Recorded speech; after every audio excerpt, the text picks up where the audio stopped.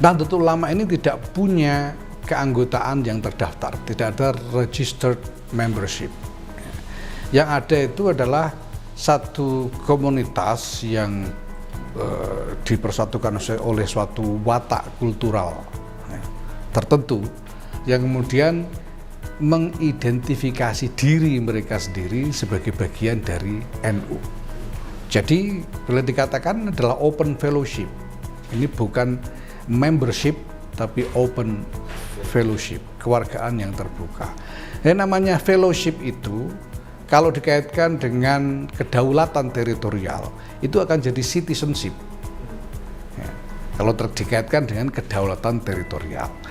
Nah, karena NU ini tidak bisa dikaitkan dengan kedaulatan teritorial, maka yang ada tinggal fellowship. Nah, dengan karakter kewargaan seperti ini, maka fungsi yang paling tepat bagi kepengurusan NU ini adalah fungsi laksana pemerintahan, minus tentu saja paksa fisik, karena kalau pemerintah ada paksa fisik yang sah, yang kurang lebih sah, tapi di dalam NU tidak ada. Nah, yang diandalkan adalah dukungan kultural dari warga itu sendiri. Tetapi pengurus harus bisa berfungsi laksana pemerintahan di dalam mengelola hajat dari warga. Nah, fungsi di pemerintahan itu apa? Fungsi pemerintahan itu pertama, menyediakan pelayanan apa yang menjadi kebutuhan dari warga. Yang kedua, melakukan mobilisasi sumber daya untuk diredistribusikan kepada warga. Nah, ini yang harus bisa, fungsi yang harus bisa dilakukan oleh pengurus NU pada dasarnya. Nah, tentu saja kemudian ditambah dengan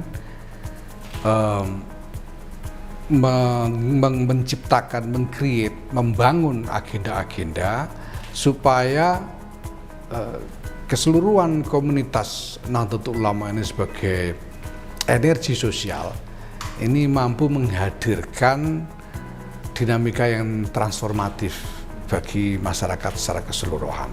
Tentu dalam rangka memperkuat NKRI, dalam rangka memajukan masyarakat Indonesia seluruhnya, dalam rangka membangun harmoni kemanusiaan dan seterusnya.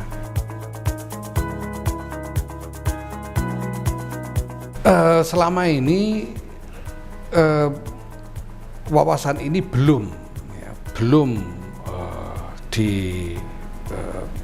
diinternalisasi secara luas di dalam NU. Itu sebabnya ini saya perkenalkan sekarang gitu. Karena selama ini seperti berulang kali saya sampaikan di berbagai kesempatan, saya melihat konstruksi organisasi NU ini masih belum berubah sejak tahun 1952, yaitu konstruksi partai politik. Yang saya maksud dengan konstruksi ini adalah pembagian fungsi-fungsi, logika hubungan antar satu elemen organisasi dengan elemen yang lain, kemudian mindset di dalam menjalankan roda organisasi itu sendiri, mindset di dalam rekrutmen kepemimpinan dan seterusnya. Ini semuanya masih dalam konstruksi partai politik. Apa tanda-tandanya? Yaitu bahwa pertama, misalnya bahwa yang dipikirkan oleh para pengampu organisasi ini sampai sekarang pada umumnya masih cenderung upaya untuk mendapatkan bagian resources dari negara, dari pemerintah. Bagaimana bisa mendapatkan slot jabatan-jabatan tertentu dalam pemerintah, bagaimana mendapatkan pagu anggaran dari pemerintah dan lain sebagainya, hal semacam itu. Nah, juga di dalam rekrutmen kepemimpinan yang lebih banyak diincar adalah orang-orang yang punya pengaruh publik, orang-orang yang katakanlah punya banyak sumber daya ekonomi, menguasai sumber daya ekonomi. Hal semacam ini persis seperti ketika partai politik melakukan rekrutmen kepemimpinan dan seterusnya.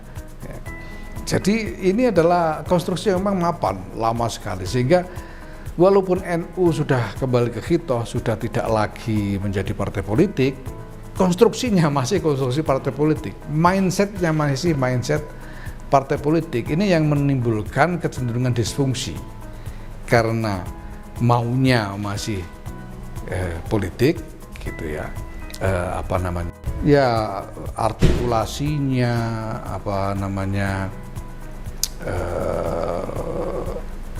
ya effortnya masih effort politik, tapi tidak punya slot di dalam agregasi politik, tidak punya slot gitu. Misalnya kepingin ada jatah menteri untuk NU, tapi bukan parpol gitu. Jadi, sehingga ini yang perlu kita perbaiki. Nah, kita harus berani, saya kira NU ini harus berani betul-betul keluar dari gungkungan konstruksi partai politik ini untuk membangun fungsi baru yang harus dihadirkan di tengah masyarakat kita.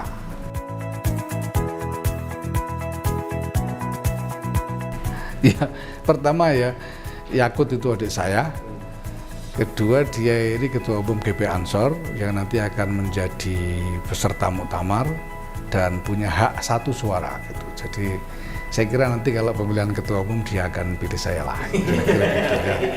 Kira-kira gitu. Tapi kalau untuk kemenangnya, ya tidak ada yang dilakukan, karena saya ketemu dengan semua orang, saya ketemu satu persatu cabang-cabang ini, berdialog dengan mereka, saya dengarkan apa keberatan-keberatan mereka, dan saya sampaikan gagasan-gagasan saya gitu. Banyak yang kemudian setuju dan mendukung, ada juga yang tidak setuju, tidak mendukung. Ya. Ini soal alami saja saya kira.